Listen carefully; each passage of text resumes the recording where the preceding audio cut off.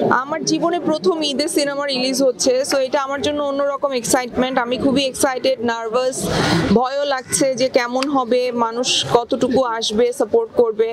তবে আমি একটা কথাই বলতে চাই যে ঈদে আরো অনেকগুলো সিনেমা আসছে, আপনারা সবাই আসেন সিনেমা হলে এসে বাকি সিনেমাগুলোও দেখেন, সাথে এশা মার্ডারও দেখেন। আধুন পুলিশ হিসেবে কেমন এটা জানতে হলে এশা মার্ডার দেখতে আসতে হবে, যেটা ঈদের দিন রিলিজ হবে। আপনারা হলে আসেন, সিনেমাটা দেখেন। বাঁধন পুলিশ হিসেবে কেমন করলো আপনারা সেটা দেখে আপনাদের মতামত জানান। আমার পুলিশের সাথে অনেক তিক্ত অভিজ্ঞতা আছে, যে অভিজ্ঞতার কোনো মানে এত খারাপ অভিজ্ঞতা যেটা বলে শেষ করা যাবে না। কিন্তু সময়ের সাথে পুলিশের উপর আমার যে আক্ষেপ ছিল, রাগ ছিল, সেটা অনেকটা কমেছে।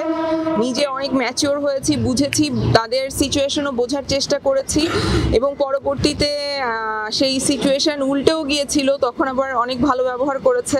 সো সব মিলিয়ে আমার মনে হয় যে আমার রাগ ক্ষোভের অনেকাংশে কমে গেছে যখন আমি ক্যারেক্টারটা করেছি। সো থ্যাঙ্কস টু সানি ভাই যে সে আমাকে এই সিনেমায় কাস্ট করেছে। সাকিব খানের সিনেমার সাথে আমার সিনেমা কম্প্যারিজন তো হবে না আসলে। সাকিব খান, সো তার জায়গায় তিনি আছেন, তার সিনেমার আলাদা দর্শক আছে, তার একটা ফ্যান বেজ আছে, যেটা আসলে সে তার নিজের যোগ্যতায় অর্জন করেছে। সো সেটা তার, আর আমাদের সিনেমাটা আমাদের মতো। আমার যে ফ্যান বেজ আছে তারা আসবে, তারা দেখবে, যারা পছন্দ করেন আমাকে তারা আসবে, যারা অপছন্দ করে তারাও আসবে। সো এই তো প্রিয় দর্শক, এবার ঈদে আমার অভিনীত একটি সিনেমা এশা মার্ডার বড় পর্দায় আসছে।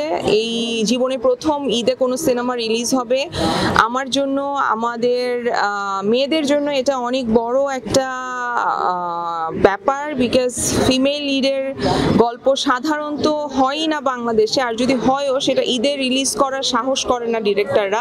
সো এই সাহসটা সানি সারোয়ার ভাই করেছে। আমি আশা করব আপনারা হলে এসে সিনেমাটা দেখে সানি সারোয়ার ভাইকে এবং আমাদের সবাইকে টিমের সাপোর্ট করবেন।